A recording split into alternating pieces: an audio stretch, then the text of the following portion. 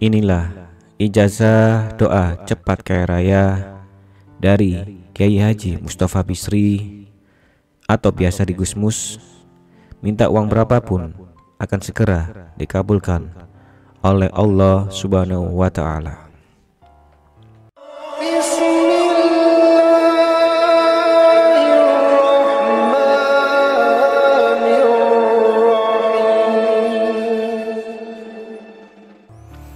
Bismillahirrahmanirrahim. Assalamualaikum warahmatullahi wabarakatuh.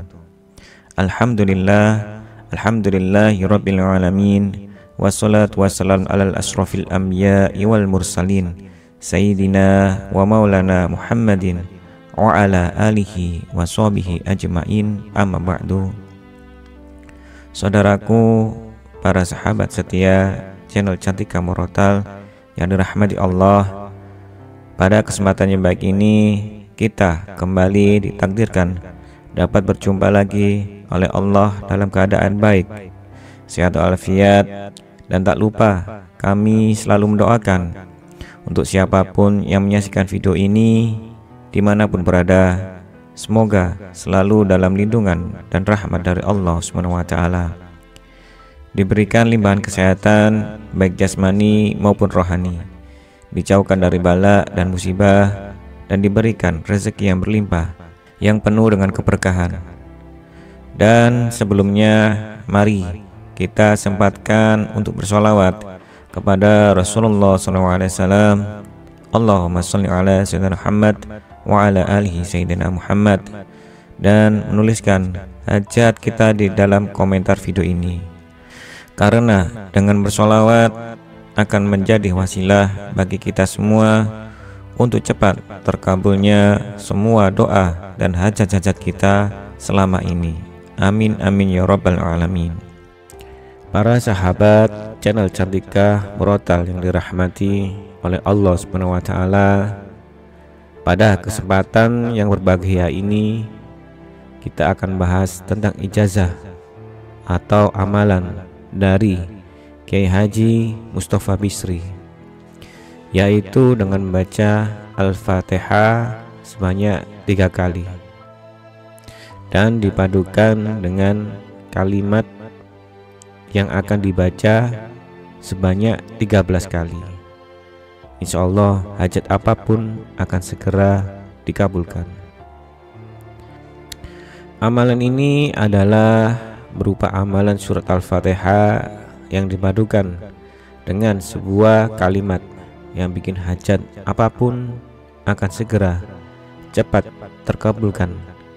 Dan mengenai amalan surat dan bacaan kalimat ini juga pernah disampaikan oleh Kiai Haji Mustafa Bisri atau yang biasa disebut dengan sapaan Gusmus. Gusmus lahir pada tahun 1944 pada tanggal 10 Agustus di Rembang, Jawa Tengah. Dalam keluarga yang sangat dihormati di kalangan Nahdlatul Ulama, ia adalah putra dari Kiai Haji Bisri Mustafa, seorang ulama besar, sastrawan, dan pendiri pondok pesantren Raudlatut Talibin, Leteh, Rembang. Ayahnya juga terkenal karena karyanya dalam bidang tafsir Al-Quran yang dikenal dengan nama tafsir Al-Ibris.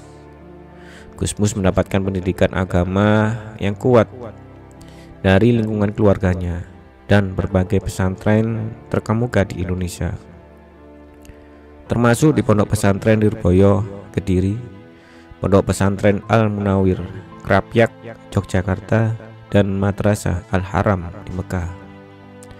Gusmus adalah sosok yang menempuh pendidikan agama dengan mendalam, dan selain mempelajari ilmu agama, ia juga mengembangkan minat dalam sastra dan kebudayaan. Ia belajar di pondok pesantren yang terkemuka seperti Pesantren Nirboyo dan Pesantren Krapyak. Setelah belajar di Indonesia, ia melanjutkan pendidikannya di Madrasah Al-Haram di Mekah. Pada masa dewasa, Gusmus dikenal tidak hanya sebagai ulama yang mumpuni, tetapi juga seorang budayawan yang sangat peka terhadap isu-isu kemanusiaan dan kebudayaan. Karya-karya sastra dan puisinya banyak membahas tentang masalah sosial, cinta tanah air, dan agama.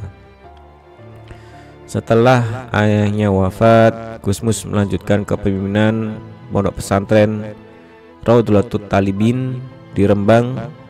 Di pesantren ini, Gusmus tidak hanya mendidik para santri dalam ilmu agama, tetapi juga menanamkan nilai-nilai kemanusiaan, toleransi, dan kebangsaan. Pesantren Raudlatul Talibin menjadi salah satu pesantren yang sangat dihormati, terutama karena pendekatan Gusmus yang eksklusif dan toleran dalam mengajarkan agama Islam. Gusmus merupakan tokoh sentral di Nahdlatul Ulama, organisasi Islam terbesar di Indonesia. Beliau pernah menjabat sebagai Rois Syuriah NU, posisi tertinggi dalam struktur kepemimpinan NU, dan sering menjadi penasehat dalam berbagai isu-isu nasional maupun keagamaan. Meskipun dihormati oleh banyak kalangan, Gusmus dikenal sebagai sosok yang rendah hati dan selalu mengedepankan dialog. Beliau menolak ketika ditawari menjadi ketua umum PBNU dengan alasan ingin lebih fokus pada pembinaan umat dan pesantren. Namun pengaruhnya di kalangan NU dan umat Islam secara umum tetap kuat. Selain sebagai ulama, Gusmus juga dikenal sebagai sastrawan dan budayawan. Ia menulis puisi dan cerpen yang sering kali berisi pesan moral dan refleksi kehidupan. Karya-karyanya menyentuh banyak orang karena ia mampu menggabungkan keindahan bahasa dengan kedalaman pesan spiritual. Beberapa kumpulan puisi dan tulisan beliau yang terkenal adalah Pesantren Lirboyo, Mencari Warna Indonesia, Wawancara Imajiner dengan Bung Karno. Pemikiran dan sikap Gusmus adalah yang konsisten menyuruhkan moderasi, toleransi, dan persaudaraan.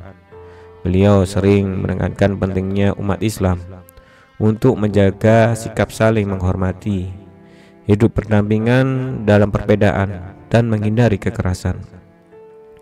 Gusmus juga sangat kritis terhadap penggunaan agama untuk kepentingan politik praktis dan menentang segala bentuk ekstremisme. Beliau terus menginspirasi banyak orang dengan caranya sederhana, cerdas, dan penuh humor. Gusmus hingga kini masih aktif dalam kegiatan keagamaan dan kebudayaan, serta sering berbagi pandangannya melalui berbagai platform. Dan inilah amalan atau ijazah yang beliau ijazahkan, yang mana dulu sudah diamalkan oleh ulama-ulama terdahulu, yaitu ijazahnya agar rezeki kita lancar dan datang dari segala arah adalah: pertama, bacalah Al-Fatihah sebanyak 3 kali,